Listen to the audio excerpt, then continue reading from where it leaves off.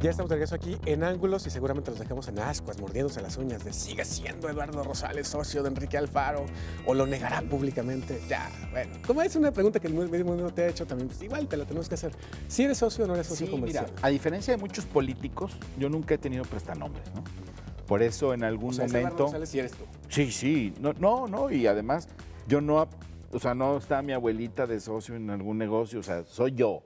Y yo lo mismo, en alguna ocasión, en alguna campaña, el fragor de las campañas me acusaron porque que si tenía un bar, pues sí tengo un bar y lo tengo desde hace muchos años, porque aparezco en el acta constitutiva. Y aparezco en el acta constitutiva de una empresa que compró un cerro pelón en Los Cabos porque íbamos a hacer una simulación de una fábrica de tequila.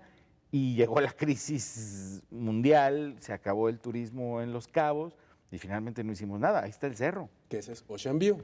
Eso es Ocean View. Ocean View es el dueño de un cerro en el que también está Enrique. Que lo que te preguntaba es, ¿y fue una alianza antinatura? Ya era de izquierda, porque Enrique tuvo su lado como más de centrito, más priista, pero luego se volvió de izquierda. O bueno. Sí, pero mira, o sea, seamos sinceros, este asunto de las alianzas antinatura y no sé qué que se manejan con las alianzas PAN-PRD particularmente, por favor, en México no hay extremos. Fuera de los temas estos muy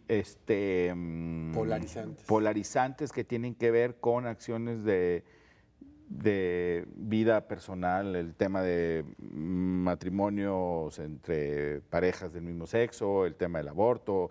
Fuera de esos temas, ¿en qué diferencia hay en política social, por ejemplo, política económica? Platíquenme la diferencia que hay entre este gobierno y el pasado. En materia de seguridad, ¿cuál es la diferencia aquí entre este gobierno y el pasado en nivel federal? O sea, hay gobernantes buenos y hay gobernantes malos. En política social, pues, ¿qué cambia si gana un partido u otro? Está Rosario Robles, de secretaria de Desarrollo Social. Está una experredista de secretaria de Desarrollo Social en un gobierno priista y sus políticas son iguales a las del anterior gobierno panista. O sea, es un poco, o sea, afortunadamente México es una sociedad bastante centrista y entonces no asumo estas diferencias. Tengo grandes amigos en la llamada izquierda, que es una izquierda muy, muy al centro. El PRI, que uno nunca sabe de qué lado está. También tengo grandes amigos en el PRI y tengo grandes amigos en el PAN. Sí, a veces el PRI, y lo hemos comentado aquí, y se porta mucho más de derecha que el PAN, ¿no? Sí, claro, y asumo que tengo la libertad de en mis actividades privadas invitar a un café o asociarme con quien se me antoje, ¿no? ¿Y es tu único negocio con Enrique Alfaro? Sí. Comercial. Sí. ¿Político? No, somos muy amigos, digo, yo lo he repetido constantemente. Enrique Alfaro es una persona a la que respeto, a la que admiro su labor que hizo como presidente municipal de Tlajomulco, con la que coincido quizá en muchos de sus análisis que ha hecho en muchas cosas. Pero si la pregunta va si le ayudé en el 2009 en su campaña, no, digo en el 2012, perdón. Eso medio mundo ya se la sabe. Sí, no, claro. No, yo estaba en Boston. Bueno, hay unas cosas que se llaman teléfono, internet, que pueden mover muchas cosas. Yo sé, Ricardo, pero también hay una explicación, me parece muy fácil, de que 4 panistas se sentaron en un ático y acordaron conquistar el mundo moviendo votos. Los panistas no pueden mover votos.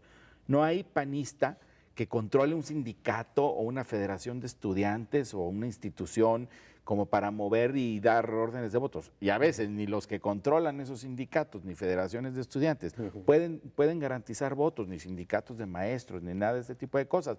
En el PAN no existe esa posibilidad porque no hay una estructura real con organizaciones que pertenezcan directamente. Claro, hay militantes del partido, pero a veces no van ni a votar a las internas. Lo que hubo fue que una gran parte del electorado panista decidió votar por Enrique Alfaro. Y fue por los errores del PAN, no porque el mismo que había cometido errores haya tirado línea de, oye, ahora ódiame y vota por otros. No, yo creo que es una explicación. Se fue un poco como con Fox, que con tal de no votar por el PRI terminaron dando un voto útil. Así lo creo. ¿Así lo ves? Oiga, Eduardo, en el caso de su trayectoria, bueno, resulta muy interesante ver cómo hay ciertos factores que se combinan. Una preparación académica que le da la oportunidad de ver nuestra realidad desde fuera, una experiencia directa como funcionario público, regidor en el Ayuntamiento de Guadalajara y como dirigente de partido.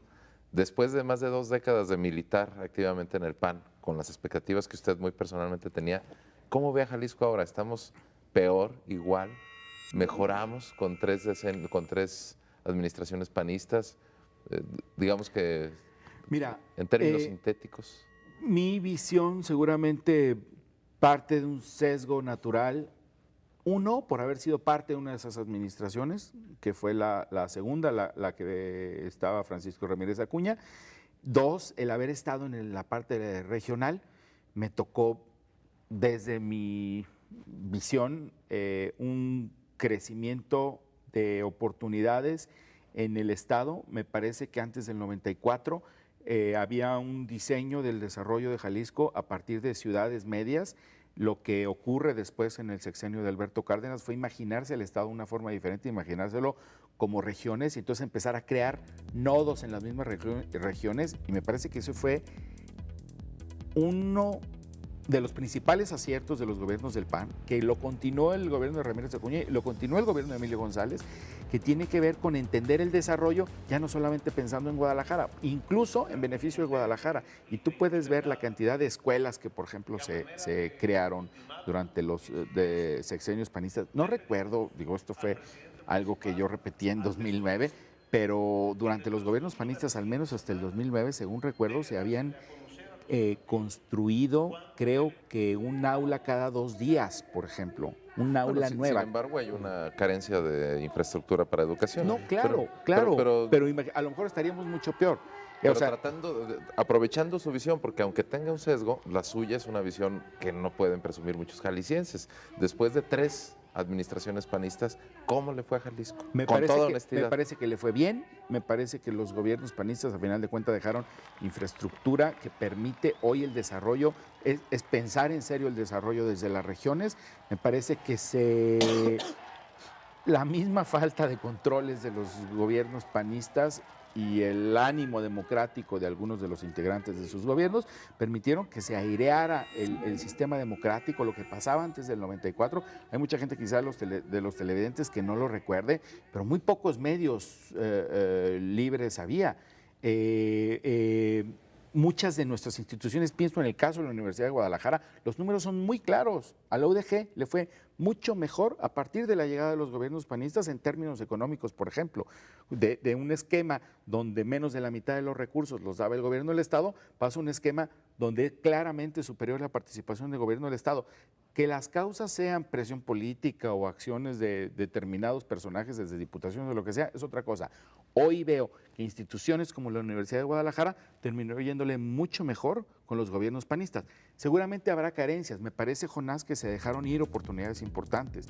Me parece que Panamericanos fue una gran oportunidad perdida para la ciudad de Guadalajara, no tanto para el Estado. Me parece que era el gran detonante del desarrollo, creo yo, hacia el centro de Guadalajara. Desaprovechamos oportunidades que otras ciudades sí aprovecharon. Cuando tuvieron eventos importantes, me parece que se desperdició esa oportunidad.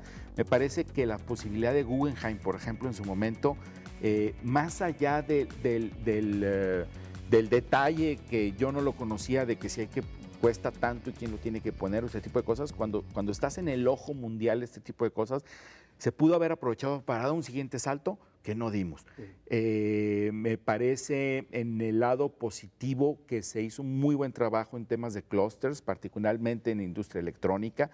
Se le dio una orientación a ciertos sectores que son muy benéficos, que no es agricultura, que está bien la agricultura, pero que desarrollas muy pocas cosas después. La industria electrónica te desarrolla educación porque te obligas a tener ingenieros, te obliga a mejorar infraestructura, tanto de comunicación como de transporte, por ejemplo. Pero en contraparte, me parece que se desaprovechó y no veo que hoy se esté tratando de construir, el tratar de construir un plan más o menos compartido de visión de hacia dónde tiene que ir el Estado para que todos le pudiéramos poner canicas. Se hizo un esfuerzo, una vez más mencionando aquí a la Universidad de Guadalajara, se hizo un esfuerzo de generar un plan y como muchas otras cosas se terminó grillado el tema y se perdiendo todos. Creo que terminamos perdiendo todos cuando se boicoteó, ¿cómo se llamaba? ¿Jalisco a Futuro? Jalisco a Futuro. Y recién se acaba de presentar otra vez. Lo retomaron. No sabía, pero me parece que eso es una de las cosas que desafortunadamente nos fallaron como Estado y que no necesariamente es culpa del gobierno panista, pero que como sociedad se entre ellos al Estado, se desaprovecharon oportunidades. Mi balance, en resumen, creo yo que hoy Jalisco está en mejores condiciones, pero que pudiéramos estar mejor. Para terminar, Eduardo, hace ratito en el bloque anterior hacías una especie de mea culpa que como dirigente estatal sientes que se pudo haber actuado de mejor manera en ciertos casos. Y te preguntaría por dos casos específicos, si ese mea culpa lo incluye. ¿Sabías del caso de Rodolfo Campo? ¿Sabía qué? Lo que terminó sucediendo, que hay un desvío de fondos, que hubo un engordamiento de la nómina para favorecer a ciertos panistas. Sí, quería yo entender la pregunta. Porque de repente se ha querido generar la sensación de que se está acusando a Rodolfo, a quien además te lo digo es amigo personal mío, como si hubiera agarrado unas bolsas de dinero y se las hubiera llevado a su casa. De lo que lo están acusando, por lo que he leído en los medios, tiene que ver con que usó el dinero que estaba destinado para determinadas obras como parte de un préstamo del Banco Mundial, lo usó para una nómina que, según entiendo la explicación que dan, se usaba para hacer estas mismas obras, pero que esto era indebido, ¿no? Había denuncias. O sea, ¿tú no ves fraude? Pues no lo sé, yo no, ni soy Ministerio Público, ni sé nada de eso. Por lo que he leído, lo que hay es un asunto de que un dinero que estaba destinado para una cosa se usó para otra cosa. Eso es lo que yo sé. Creo que el partido debió haber, a las primeras señales o primeras insinuaciones que había, debió haber intervenido más fuerte, sí, también creo. Y en el caso de la legislatura 58, y sí, bueno, la 59 ya no te toca, pero la 58 Mira, no, me tocó la 57. Que ya empezaba ahí el deterioro. No, bueno, cada legislatura ha tenido sus cosas. Pero podemos coincidir que la del 58 es así como que la cúspide, ¿no? Por los datos que han salido de la 59 también se lució mucho, ¿no? Ahí van para irse a penales. Sí, cuando empezó a haber algunas denuncias, el partido debió haber intervenido mucho más fuerte para parar algunas de las cosas que estaban ocurriendo en la legislatura. ¿Sientes que el PAN ha contribuido a esta sensación de impunidad? Sí, claro, digo, es parte del sistema político y el más exigente con el PAN debió haber sido el propio PAN, porque la oferta con la que llega en el 95, que era con honestidad se hace más, tenía un elemento central de honestidad en el manejo de los recursos. O sea, a eso por más interpretaciones que se quiera dar al significado de la palabra honesto, lo que se planteaba centralmente, porque estuve en esa campaña, era el manejo legal y además responsable del uso de los recursos públicos, y al fallar en esta parte, cuando empieza a haber dudas y que el PAN no se haya metido más fuerte no digo que en todos los casos hayan sido ciertas las denuncias, ¿no? Simplemente hacer un poco más exigente, más duro desde el principio, desde el tema de los seguros dotales, no sé si se acuerdan. Un código de ética que ustedes presentaron. Sí. Presentamos un código de ética que en muchos de los que, ¿sabes qué? Hicimos ¿cómo se dice? Un sistema de medición del desempeño a partir de ciertos valores, y en muchos de los municipios de la zona fuera de la zona metropolitana pudimos conseguir muchas cosas. Logramos que muchas sesiones de cabildo, por ejemplo, fueran públicas, que en muchos de los casos, aunque la ley lo decía, no lo eran. Logramos mejorar las páginas de transparencia, logramos muchas cosas, pero donde hay más gente y donde hay más medios de comunicación y donde hay más participación social que en la zona metropolitana, seguramente hubo problemas. Hubo problemas en Zapopan en su momento con los sueldos. 20 segundos. También. ¿Hubo y hay corrupción en el PAN? ¿Corrupción dentro del partido, dices, o panistas que hayan cometido? No, seguramente hay panistas que hayan cometido actos de corrupción. Digo, me refiero a que es la actividad humana y la impunidad que existe en México la que ha permitido esto, y no lo dudo, e insisto, seguramente el PAN tendría que ser mucho más exigente con sus propios militantes, ¿no? A mí me gustaría que, por ejemplo, hoy el PRI tendría que ser mucho más exigente y mucho más cuidadoso de lo que están haciendo sus gobiernos, porque eventualmente eso se paga, ¿no? Muy bien. Pues Eduardo, un gusto que estés por acá. Muchas gracias. Y Ricardo, que aunque sea en estas semanas te hayas dado una vueltita por acá. No, muchas gracias por la invitación. Ya estaremos al pendiente de lo que hagas en las próximas semanas, ya nos avisas, ¿no? Bueno, muy bien. Muchas gracias, Jonas. Gracias, Ricardo. Y gracias a ustedes, quédense en Canal 44 aquí en Guadalajara y el 31.2 en Los Ángeles. Hasta la próxima, pásenla muy bien.